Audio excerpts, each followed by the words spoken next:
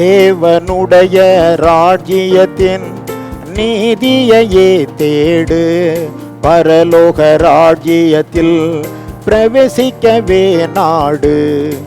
நீதியுள்ளவன் இன்னும் நீதி செய்யட்டும், பலனளிக்கும் தேவன் விரைவில் வருகிறார்.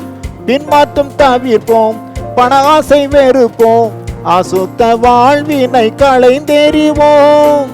எரிச்சலை அகற்றி மதிகேட்டை நீக்கி தேவனையே சார்ந்து கொள்வோம்.